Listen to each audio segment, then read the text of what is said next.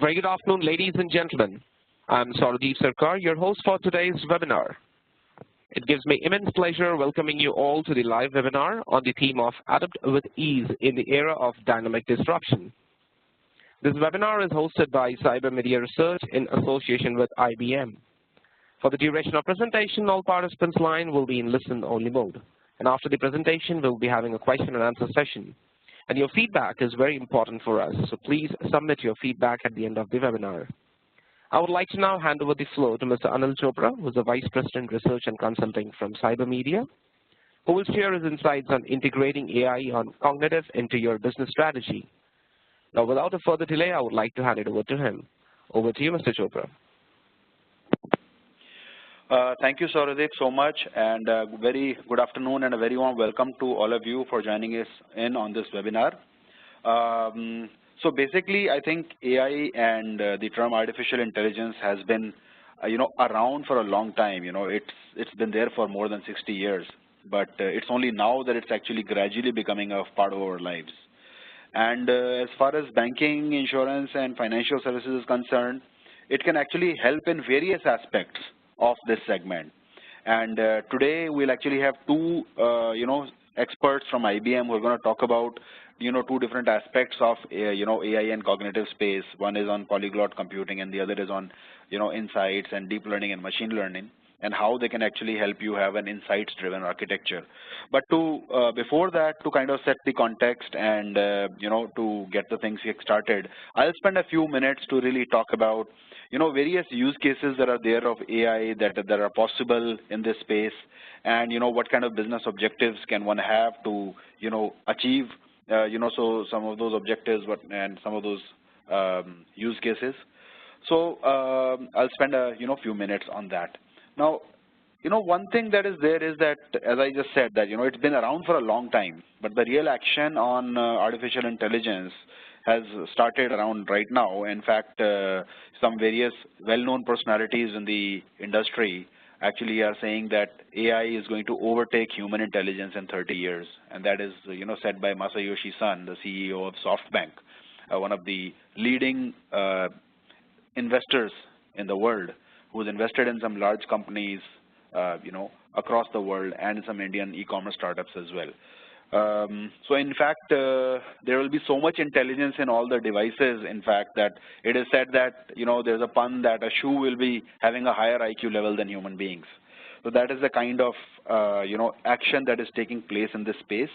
And, I think the key thing that is there is that, it's happening because the number of devices that we have around us today is really, really growing. There's a huge ecosystem that is coming in, whether it's number of IoT devices and sensors in those devices, and whether it's the, computing power on the cloud, and number of online transactions thanks to e-commerce and banking, social media, number of mobiles and apps, and the entire apps ecosystem.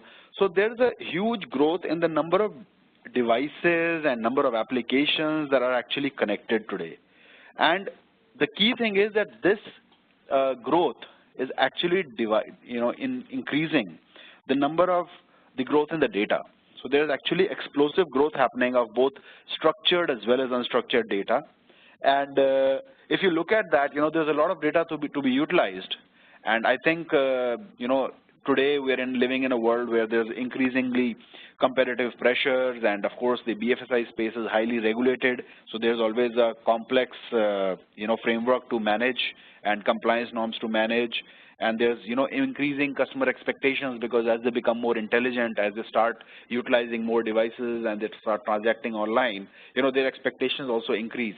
So given this entire backdrop, this has actually created a perfect need for artificial intelligence.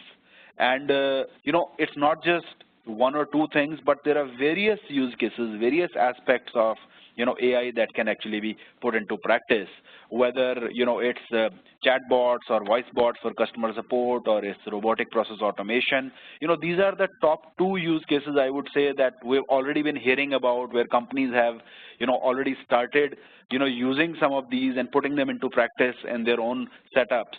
But of course, apart from that, there are advisors, robo-advisors for financial products. There is fraud detection and prevention. There is compliance monitoring. There is insurance underwriting, personalized financial services. There are so many different aspects where actually AI can play a role, in this space. Now, before considering those use cases, of course, it's important to bucketize them and understand, what the key objectives are. Because any technology, unless and until there is a clear use case for it, there is a clear business objective for it that it's going to help you resolve, will not really give you any, benefit as such. So it's important to have that outlined. And today, whether it's marketing or whether it's customer support or improving your backend business process management system, security compliance or customer relationship management, there are a number of business objectives where, AI and this entire cognitive space can actually play a key role. Now, the thing is that once you've actually identified those, is after which you identify some of the challenges. And in fact, some of these challenges that I'm showing in front of you on the screen are some things that people have actually come up with after doing experiments or pilots and having experimented with some of the other use cases that I talked about, like chatbots and robotic process automation. There are challenges. One is, of course, is there a similar industry use case? And, how do you really structure the data that, can go into an AI-based system? How do you really train the deep learning system so that it works efficiently? Because data is continuously going to grow. You want to be able to utilize minimum data and get the maximum efficiency. And, getting the AI system to interpret questions correctly is a huge challenge that we keep hearing about from many people who are experimenting with these technologies in this space. And, of course, getting the right answers. Unless and until there is enough training, the AI system will not be able to give you the right answers. And of course, addressing various security and privacy issues continues to remain a key challenge for deploying this.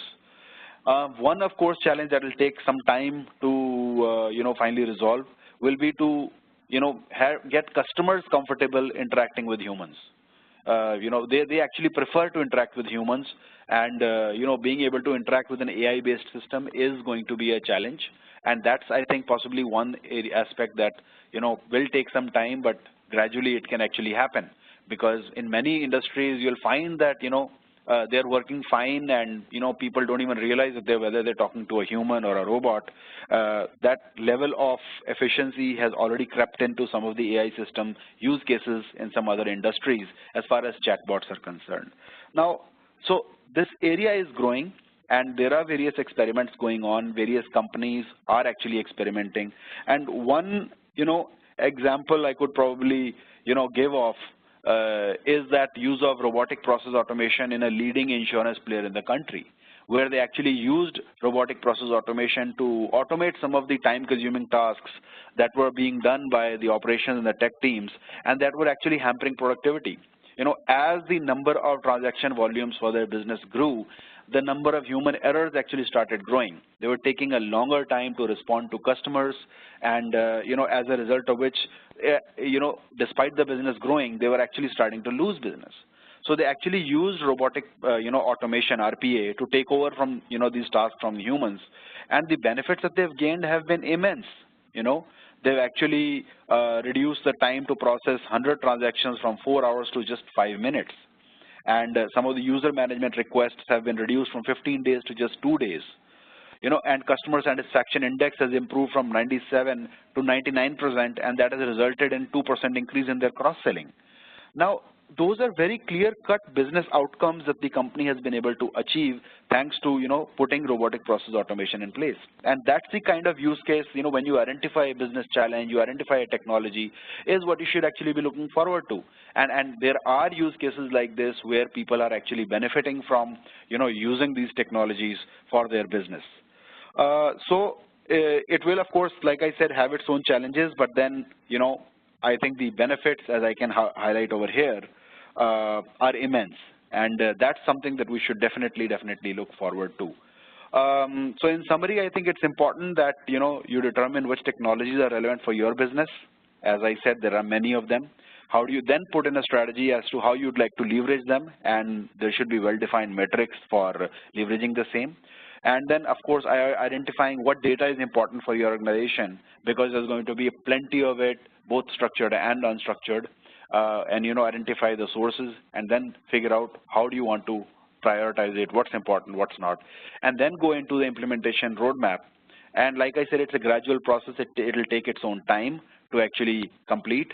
So keep a lookout for the success stories of others, and how they're actually learning from it, and start experimenting.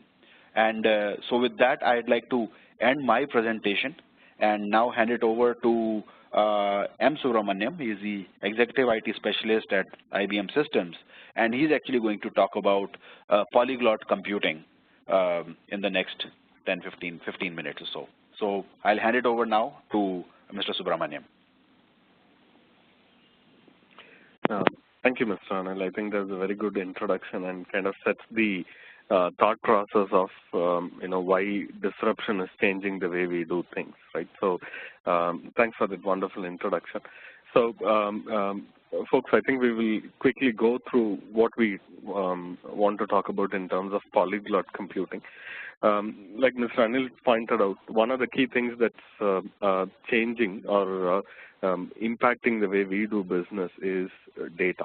Right? Data has always been a center of a lot of our architecture, but today if you really look at data, data is available in various forms, and the fact that you can use data to get insights is transforming the way the businesses do things today, right from their internal focus areas, right from how they deal with their customers, interact with their customers, customer experience, all the way up to risk mitigation and better revenues. Everywhere, data is really, really prevalent.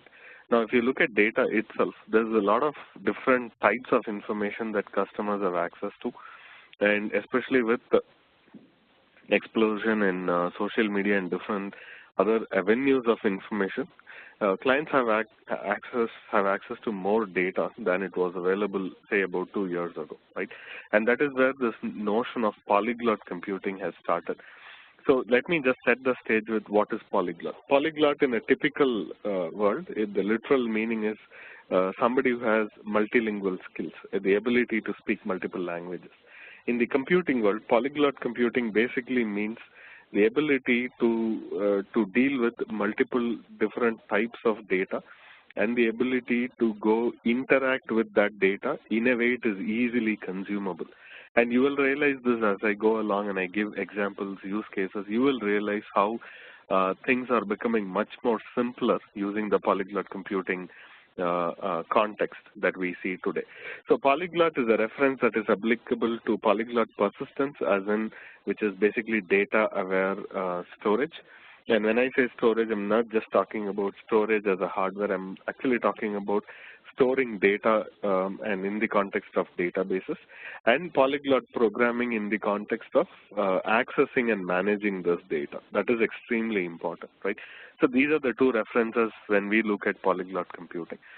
So how is polyglot computing fitting into the larger landscape? If you take a simple example of, for example, a web app system that is usually seen in a lot of e-commerce platforms, and this is a very simple example to begin with. Polyglot computing gives you the ability to pick different types of data, store them, and manage them. A simple example here would be, for example, session information. Today, when you go onto a retail, web retail platform, e-commerce platform, you scroll through a few things that you want to look at or buy. Maybe a couple of them you add it into cart, but otherwise you have looked at a few things and then you're like, you know what, let me look at this later because I have things to do and I will come back and look at this later in the evening. And the information that you look at, the all the your credentials, your IP addresses, a whole bunch of things. These are all what we call as user sessions, right? So user sessions are really a set of information that is stored that also gets the retailer look at who you are, what are you doing, what are the objects you browse, and things like that. These user sessions typically are what we call as key value stores. In a traditional world, a lot of these user sessions are stored in memory, But in the polyglot world, there is a separate database in which you can actually store these user sessions, which is called a key value store.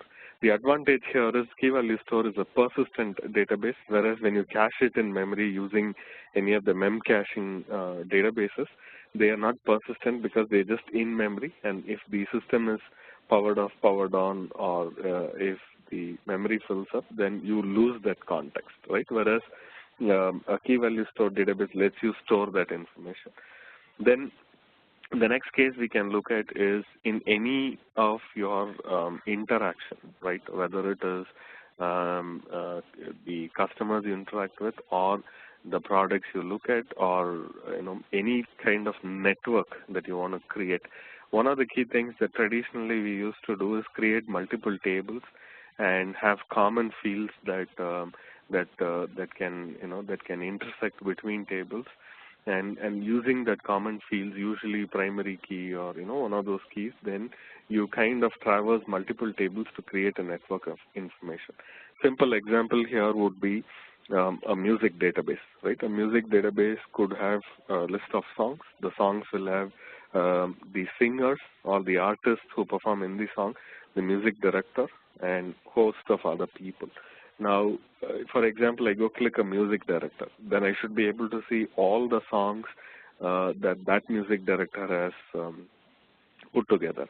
Now, once I see all the songs, I should be able to click a particular song and look at, which movie was that song part of, who are the artists who performed. Then, say I get curious about a particular artist, I click the artist. Now, all the songs that the artist has sung comes up with movie names, with the movie directors they've been associated with, or albums they've been a part of, things like that.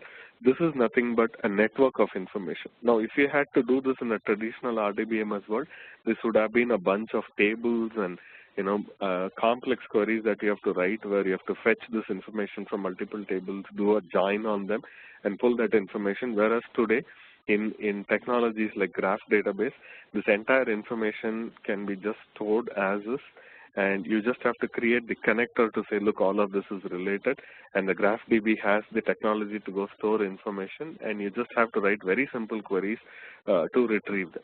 So similarly, a bunch of these things, and we will look at each one of them, how they are changing the whole notion of computing for data, and that is what is polyglot computing, right? Earlier, when we write applications, when we develop applications, when we write programs, we write for a specific functionality. Now what we do is, functionality is more important, business need is more important, but you also have the ability to access data the way you want it and very, very quickly. So what happens is getting a business function rolled out is much easier, and if there is issues in the code, for example, there is a bug or something, it is easier to debug because the amount of code you look at is very, very limited. So that is where polyglot computing is becoming very, very popular in today's world. If you look at polyglot persistence as a database, the popular databases that support this are all open source. That's the huge advantage that a lot of customers we talk to see today, that these databases are easily accessible. Say if a client wants to do a POC today on a graph database, for example, a Neo4j, if they have an Ubuntu instance, all they have to do is run an apt-get install command on Neo4j, and they will have the entire database downloaded and ready in a few minutes. Maybe, depending on the network speed, maybe 15 minutes they may take. But essentially at the end of 15 minutes, they have a database that is ready where they can actually go store graph data. That's very, very, very powerful. And having some of this as open databases gives you the ability to do quick POCs today, figure out if it is useful for you. And then if you want to get into a formal setup where you want to put this in production, then a lot of these open databases also give you the support and service mechanism. Right? For example, key value store, document, and all these are called NoSQL databases. And on the SQL database side, Postgres is a community version, whereas EDB is a supported version for the same set of technologies. So these are all things that's available today as open databases, and that is what makes them easily consumable and ready to go. So where do we use these databases? right? When we look at polyglot persistence, where do we use these databases and for what? One very popular database is MongoDB, which is a document store, and I will explain a couple of use cases around it in a few minutes. But essentially, it's a document store that helps you store information that is in the form of documents. If you're in the financial industry or a telecom industry or anywhere where you have a large volume of customers, typically you have to do a lot of KYC. These KYC documents are an excellent place where you can put a document store like a MongoDB and maintain that information. The advantage you get is for all these documents, you can create a metadata and you can look up on that metadata, retrieve the document, work with the documents, do version management, everything within the MongoDB setup, right? Redis is a key value store. We talked about what key value store is used for. It is used as a memory cache, session data, shopping cart data, things like that, where a small set of information is stored, which needs to be very quickly accessed, and they're typically accessed based on certain indexing methods, and that is where Redis is very, very popular. Cassandra is a wide column store. Usually, wide column stores are very popular in the database world where the information is not really structured, right? Many times the number of columns may vary, the information may vary, and things like that. So, a very, very popular NoSQL database where and it is used especially for very high data volumes. For example, if you as a client wants to retrieve a whole bunch of social media data, store it and work with it, this could be a very good place to go do it. Second place is, like, for example, sensor data. A lot of sensors, sending extraordinary amount of information. How do you store it? How do you retrieve it? In the telecom world, CDRs. CDRs are extremely important. They are like the core heart of any telecom environment. If you want to look at how much is the customer using your network, how do you build them? What do you build them for? Right? All of that information is stored in CDRs. Then Neo4j, we talked about graph databases, a very, very powerful database that lets you store network of information, and this is all very well connected. You're able to quickly retrieve that information and then publicize that. So that's the whole intent of using a graph store. Then we have the SQL databases, which compete with traditional RDBMS, which is Postgres, Enterprise DB, and MariaDB. So these are the various databases that's available that gives you the ability to do polyglot computing today. Couple of examples we will touch upon. Redis is very popular as a key value store database. It is something that gives you the ability to store and retrieve a set of information that you need, for which you need high performance, like, for example, user sessions and some of that. From an IBM standpoint, what we have also done with Redis is to have the IBM flash storage play as an extended memory cache for Redis.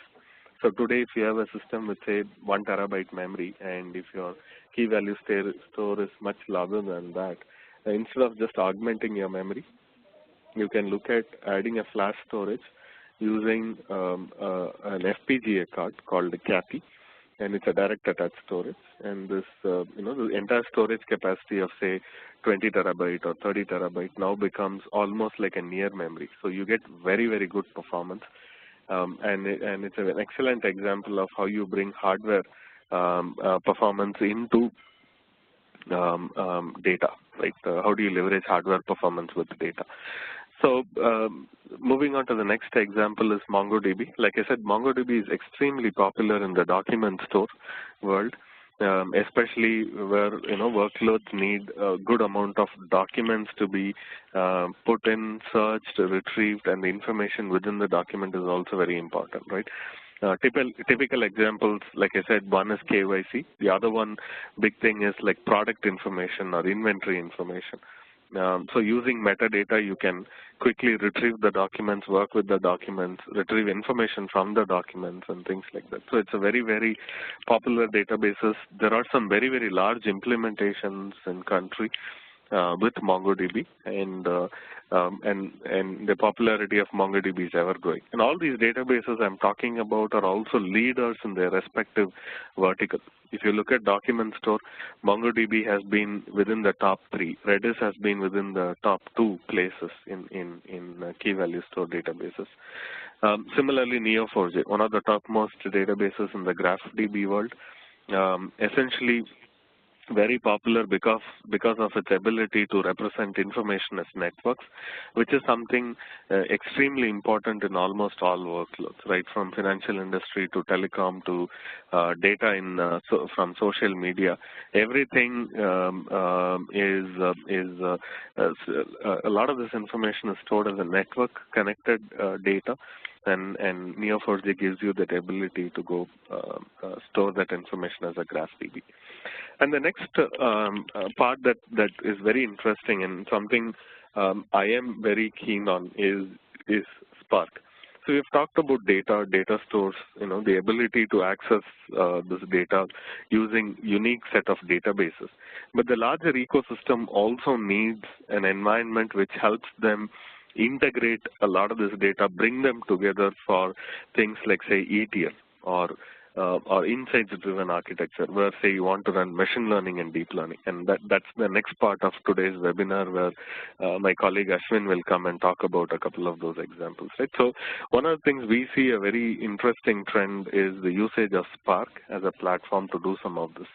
Spark has 4 components, Spark SQL, there is Spark Streaming, which looks at live data, then Spark Machine Learning Libraries, and Spark Graph.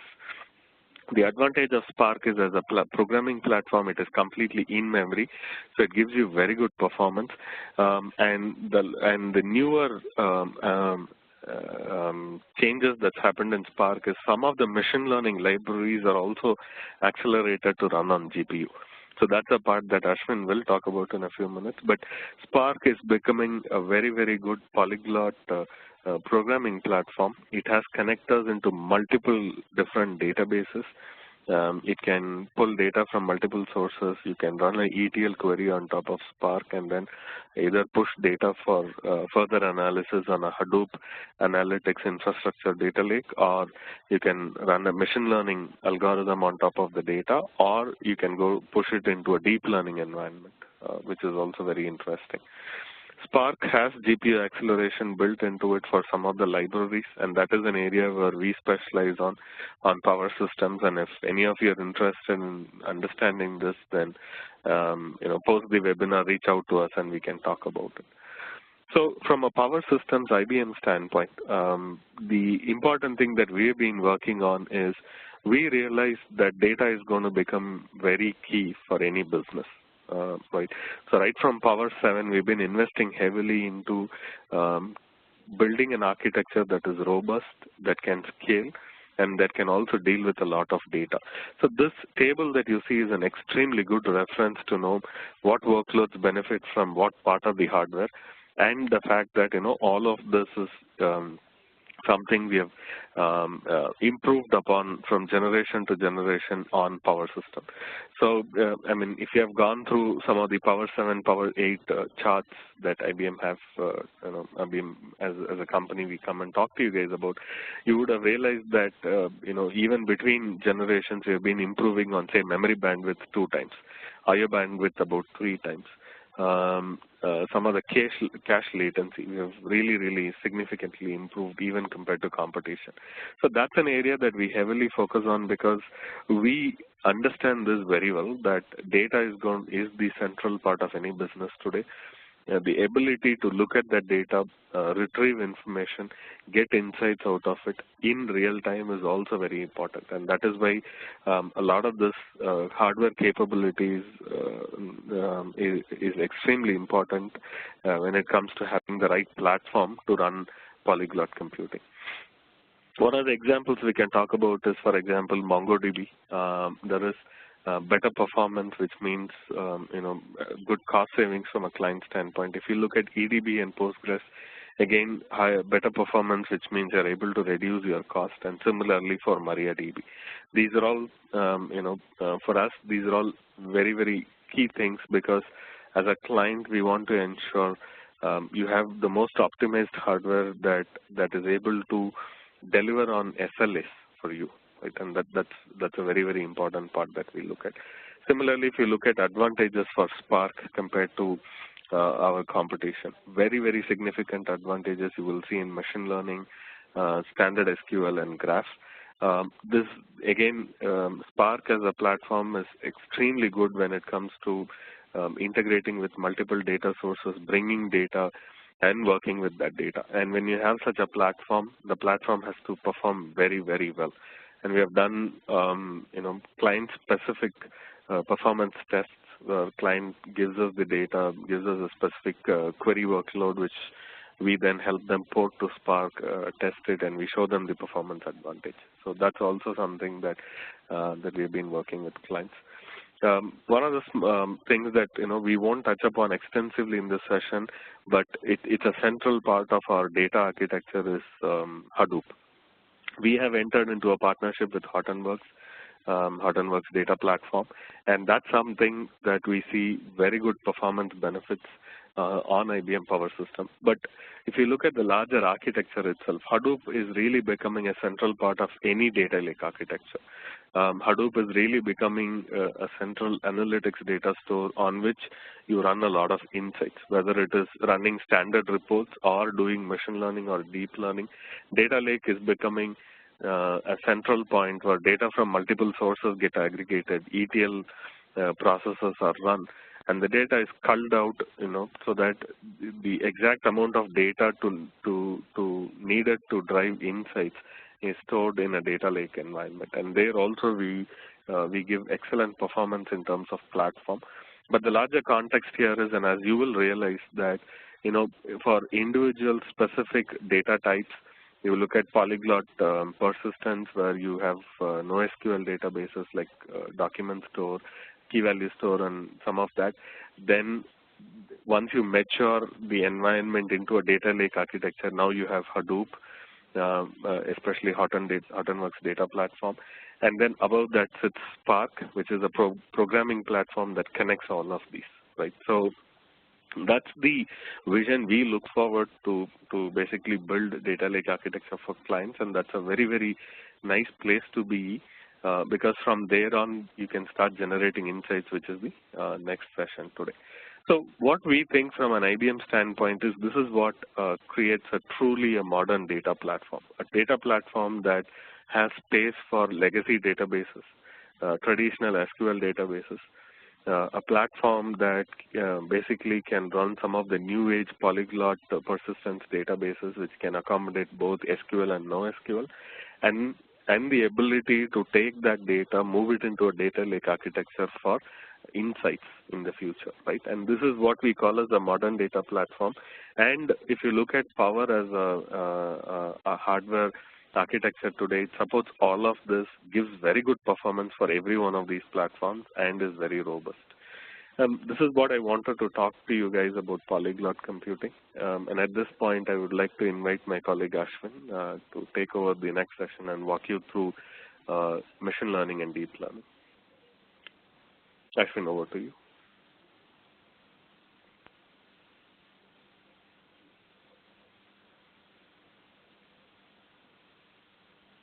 I will talk about machine learning and deep learning.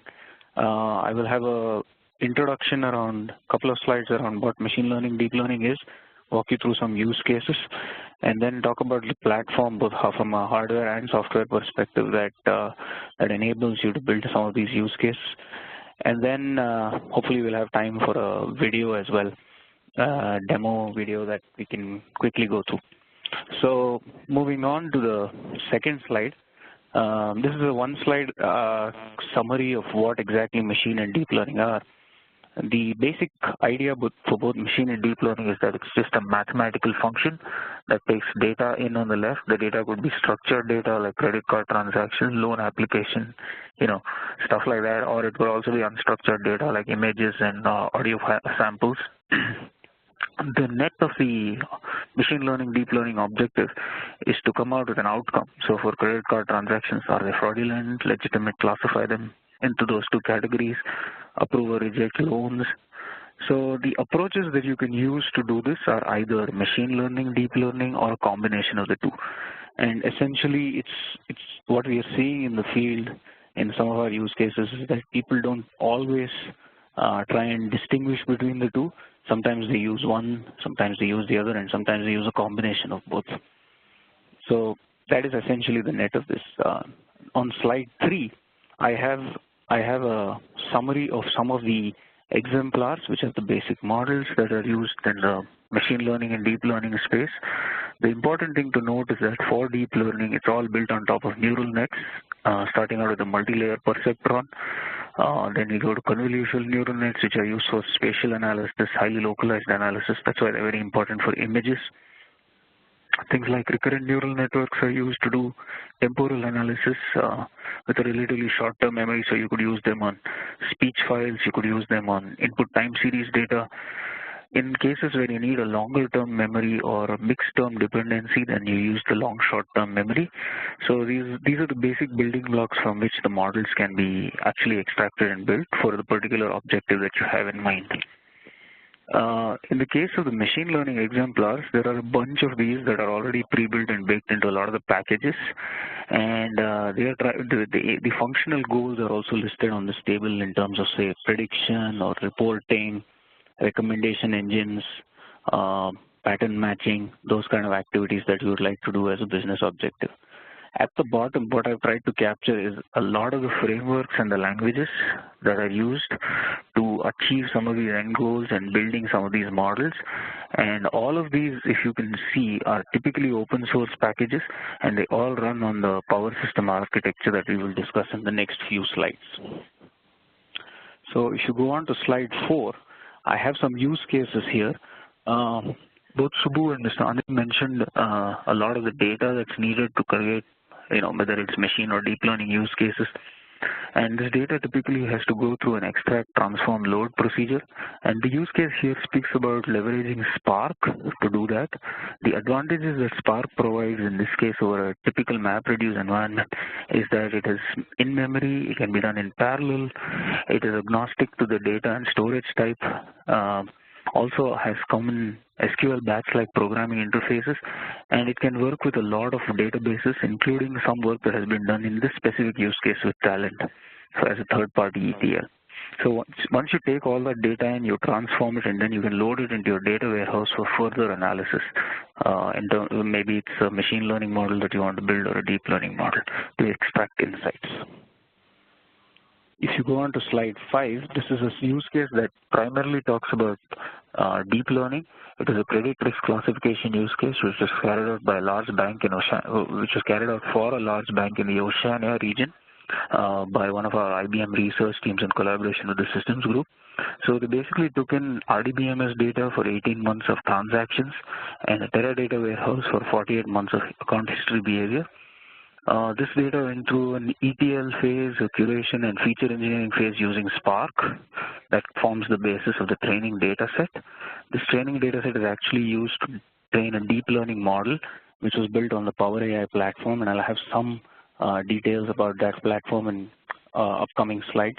Post that training, the model was used to predict both fraud and risk classification, and additionally they tried to use the relationships that they extracted for promotions, cross-sell and upsell kind of activities. Now, the important thing to note is this model was benchmarked against a pre-existing model, and it provided a 1% accuracy. Though that 1% accuracy as a number doesn't seem very strong, given the volumes of transactions that they captured and the number of customers they could apply it to, that actually freed up a lot of capital that they needed otherwise to hedge their risks. So that provided a really big ROI. For this particular use case.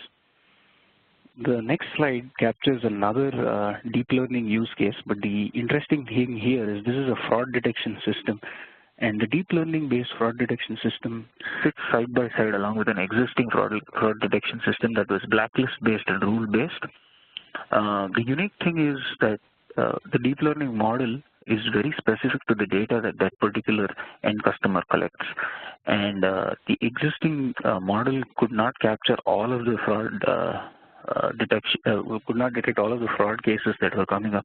And this deep learning model actually improved the accuracy by about 15%. The platform, in terms of both the power systems hardware and the software which is supplied by the ISV here, provided performance benefit about 1.5x compared to other systems that they benchmarked against. So we can now quickly just walk through the platform that enables you to build such use cases. The hardware here is named S822LC for high performance computing. The highlight of this picture is that in addition to this system is built with a open power partnership that IBM has started along with NVIDIA, Mellanox, and a host of others. And as you can see, there are a bunch of contributors, and we leverage each company's unique core expertise in building this system. So this is truly an open system and allows for a lot of innovation, basically because of the leveraging that we do across partners' technology core competence. One of the most important things to note, and I'm now on slide 8, is that for machine learning and deep learning applications, especially for deep learning applications, the important technology advantage is to have a very high bandwidth that allows the CPU to communicate with the GPU very fast. This is typically known as a system bottleneck on PCIe buses.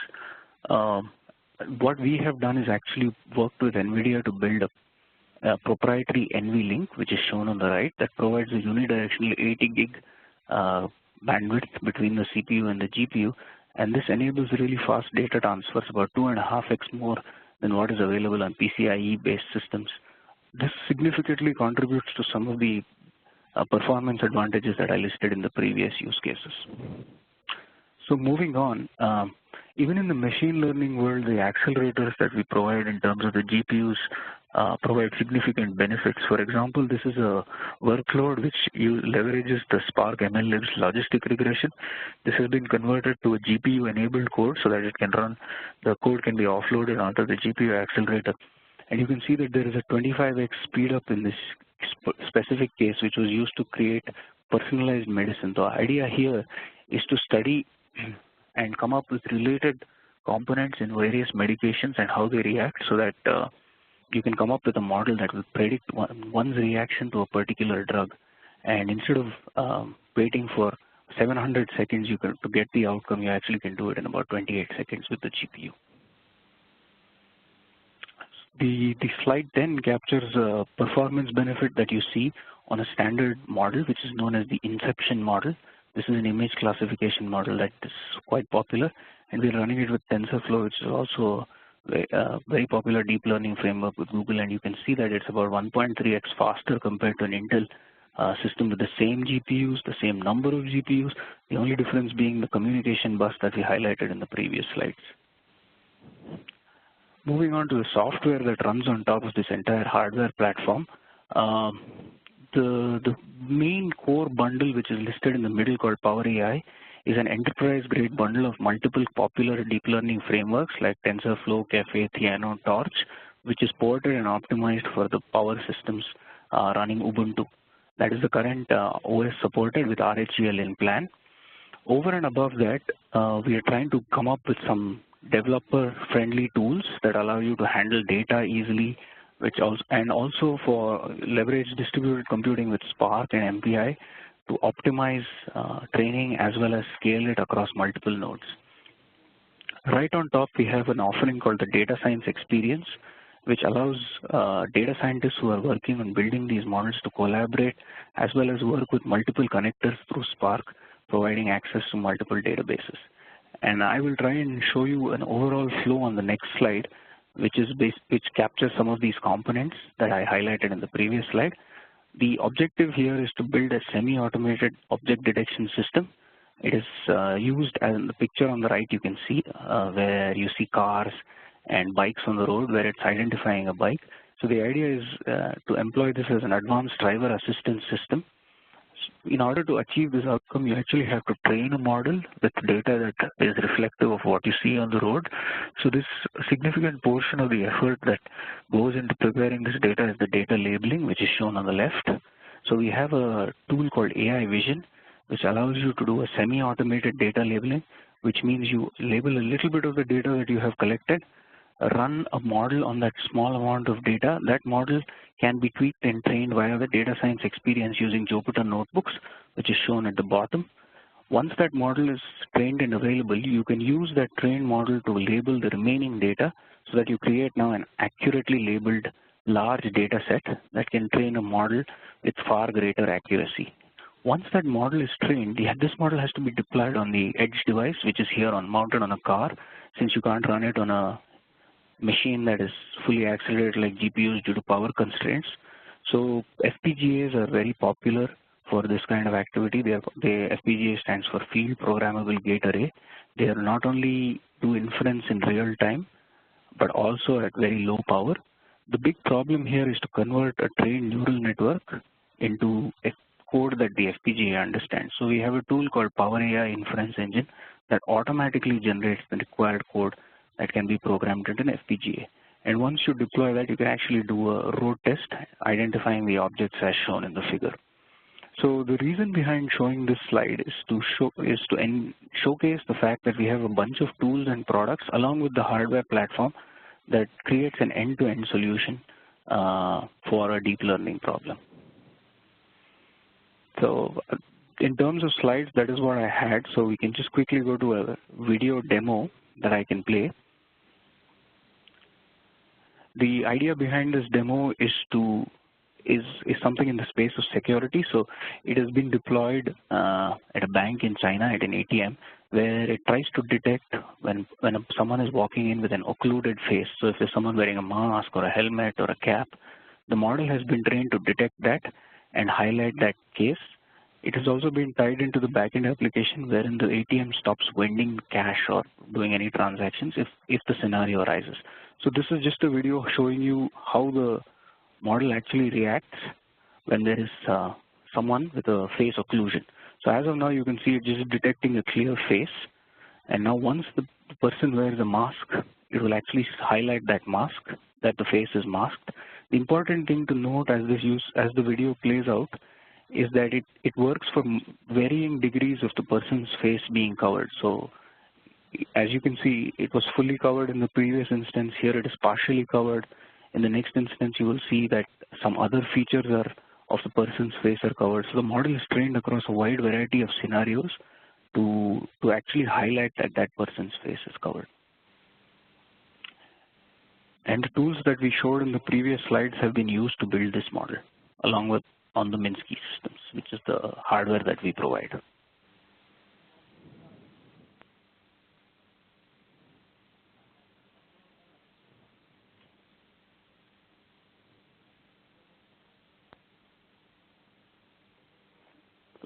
I don't know why the video is.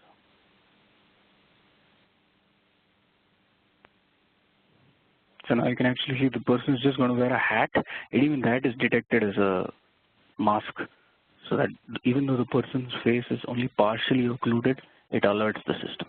So the severity or the sensitivity of the model can be appropriately tuned based on the use case that you have in mind. I think that is all I wanted to highlight in terms of the session on the insight-driven architecture. And I will hand it over now to Mr. Anil. So thank you very much. Yes, thank you, Ashwin.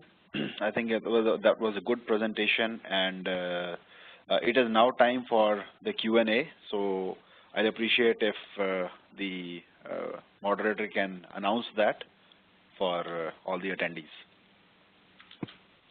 Thank you very much, sir. So ladies and gentlemen, with this we open it for Q&A session. Should you wish to ask any question, you may send your questions on the chat panel, which is appearing in the right-hand side of your web console. Alternatively, you may press 0 and 1 on your telephone keypad to ask any audio questions. Okay, so there is a question for Ashwin about what does the AI Vision tool do? Okay. So the AI Vision tool is basically a two-step tool. As I was explaining, for models, which it's primarily focused around problems related to images, whether it's a classification or a detection problem. One of the major pain points in building applications that work in the image space is to get good quality data and label that data. That's actually a big manual process. So for example, if you were to build a model which needs to detect multiple objects on the road, you have to collect data that represents the objects that you want to detect from multiple angles. And in each image, you have to sit and label that particular data. So for example, if I want to identify a car or a pedestrian or a bicycle, I have to label car, pedestrian, and bicycle in each image that I find. And this companies employ a lot of people to do this job, and it takes a few months at a stretch. So what AI Vision provides as a USP is a semi-automated labeling capability. So it initially takes a few images that you to quantify the word few is a little difficult. It's use case dependent. So you actually manually label a few images, a few % of your entire data set, and then use AI Vision to train a model that is actually being used to detect these objects. Once that is done, the tool itself labels the remaining data that is there. So at the end of it, you get a large data set. So if you have labeled, say, 5% of your full data set, the remaining 95% is automatically labeled, and that significantly compresses your training time. That's what AI Vision primarily provides. Did that make sense? Yes, I don't know if the question has come from chat, so if the person has listened to it, he might actually respond back on the chat itself. Are there any questions on the audio bridge, Sauradeep? So no questions. There's one question on the chat. Ashwin, I think it's to do with the video that we showed. I think it says maybe a challenge here in Indian perspective when system detects caps and covers. So, yeah, that's definitely true. I don't think things like automotive driver assistance systems are adapted to conditions like ours, but the essence still holds true that when you train, you have to provide for all the objects that you want to detect, and a huge portion of that is the data preparation and labeling, and this tool aims to address one of those pain points, and that is true across multiple applications in multiple domains, especially for image-related problems. And the other part is also, I think, Ashwin, the fact that machine learning and deep learning today can also be used for a lot of real-time inference, right? I think that's the thought process that we're trying to showcase here using this demo, where the ability to highlight a person is wearing mask or not, for example, in an ATM environment, has to be so real-time that an action can be taken based on that information, right? So that I think that's the essence of what we are trying to highlight, while the complexity of images and some of that is also very critical to the discussion. The larger context is that the deep learning field is arrived, and the fact that we are able to do a lot of this real-time is what is very important. Yes, absolutely correct, Sue. Thank you. And there's also another question from Mr. Rangaraj K. Can you comment on the effort and time for machine learning for a new area in IoT? For example, predicting events in a time series data.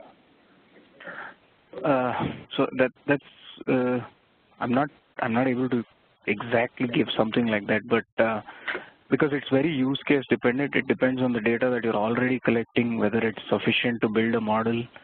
So it's not, it varies on a case-to-case basis based on a number of factors. Would that be correct, Subbu? You want to add anything to that?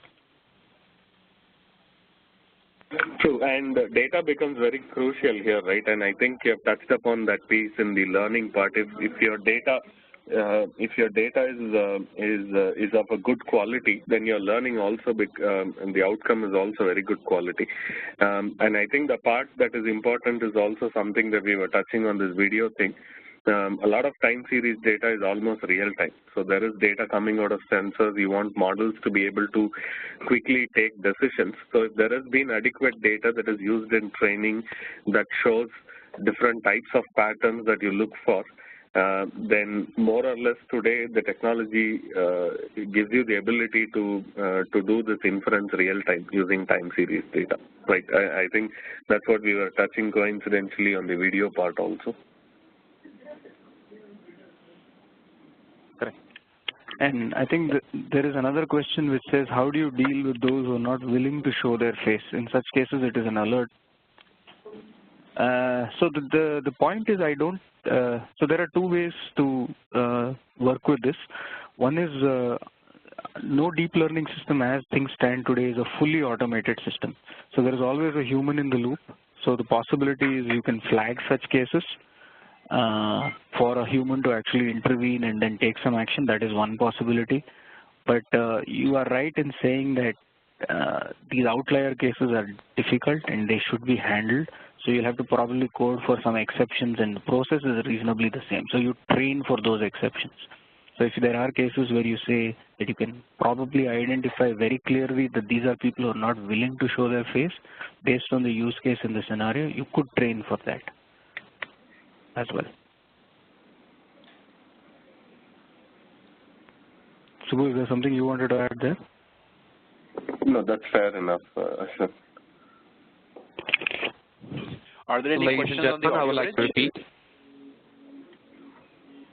No questions on the audio. However, participants, should you wish to ask any audio question, please press 01 on your telephone keypad. Alternatively, you may send your questions on the chat facility, which is appearing in the right-hand side of your web console.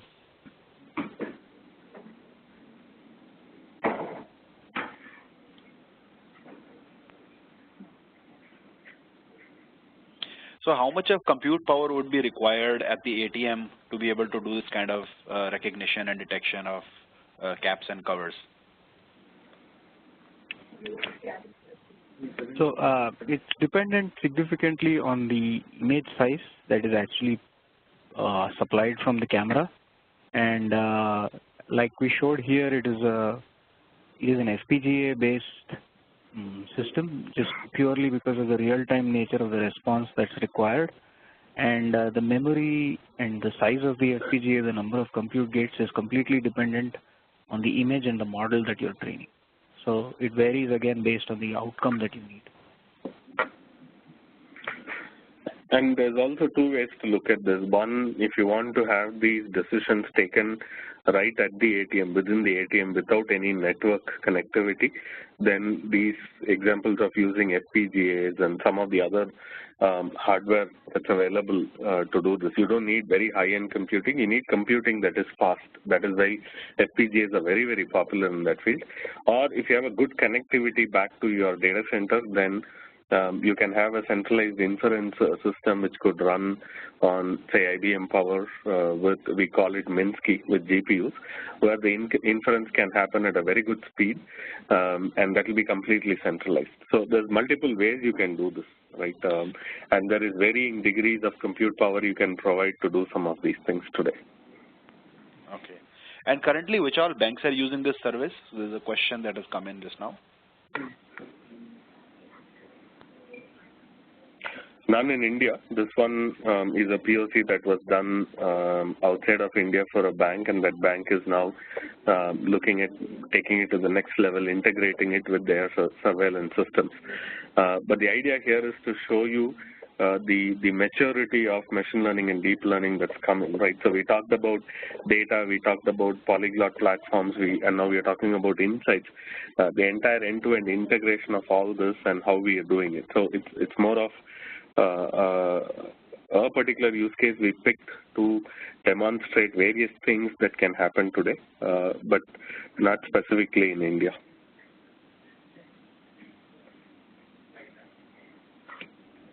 And can this thing also be integrated in, when a user logs in online from a system? I mean, technically, yes. If you can get video of somebody accessing a machine, yes.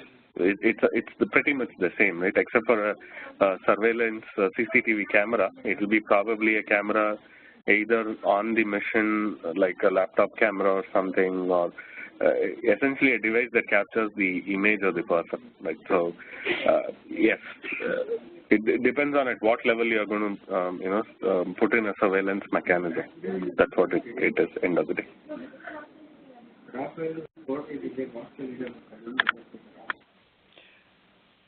Okay, so we have an audio question. from yes, please. Romy. The line is unmuted. Please go ahead and ask your question. Yeah, is it possible to mail this presentation if it is not confidential?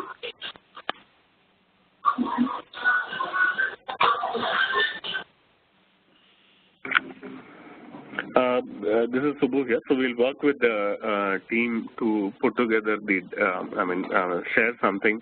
Whatever we have discussed here, we'll share it separately. And I'm not sure what's the mechanism to share it, but I think the team will get that done. Okay, fine. Thank you. So just to add to that, I think we do have a recording. We will have a recording of the webinar, which will probably have the presentation in, and we should probably be able to share that later on. So that should have the presentation. I think that makes sense. Yeah, that makes sense. Yeah. Okay, fine. Thank you. Yeah. Thank you very much. We have the next question from Mr. Prabhat. The line is unmuted.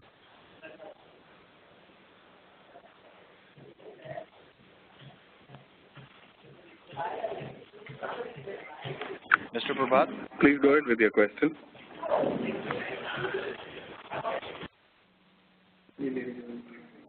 The participant who is joining from 8779-651-557. Please go ahead. Your line is unmuted. Yeah, this is Abbas from USA Infotech. My question is for Ashwin. In case of the auto driver use case, when we are talking about emotional aspect of human, how do we, as it is a machine, it cannot understand the emotional aspect, like driving at the wrong lane, or going on the payment, ramping up on the payment, right? So how do we take care of this emotional aspect in this particular auto driver use case? Sorry, this is an excellent question. So the clarification that I would like to make is that this is not autonomous driving, it is assisted driving.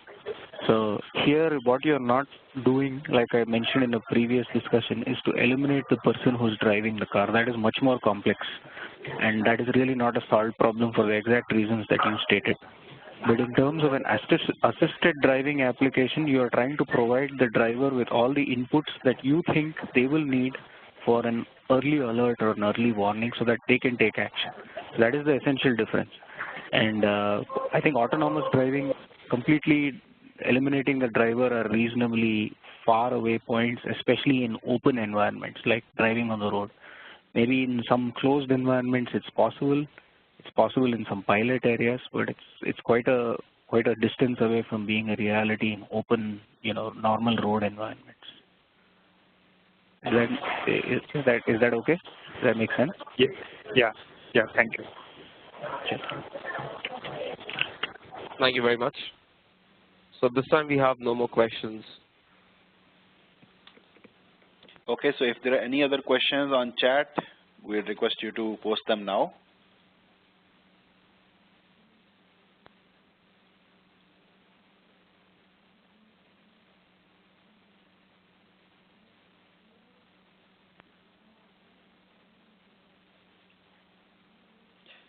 Okay, no questions seem to be coming on chat. Are there any questions on the audio bridge? No, Mr. Chopra, we have no questions. Okay. So if there are no more questions, then we will, end today's webinar. Thank you very much for listening into this. I hope you found it useful. Please do share your questions if you have any later on, and we'd be happy to get them answered. We'll be sharing a recording of this so that some of you who would like to go through this and digest this with, we're spending more time on it, then you could do so and then ask us the questions. I'd like to thank Subbu and Ashwin for, giving us such nice presentations and the demos of some, how these technologies can actually be integrated, into the BFSI space. Thank you very much, Subbu and Ashwin, and we'd like to end the session today. Over to you, Sauradeep. Thank you very much, sir. So before we close, I would request all the participants to kindly share your feedback on the feedback form, which will just appear after the session. So on behalf of IBM and CMR, I would like to thank you all for participating on this webinar. I hope you have spent a useful time with us. Thank you, everyone. Wish you all a great evening ahead. Thank you. Thank you.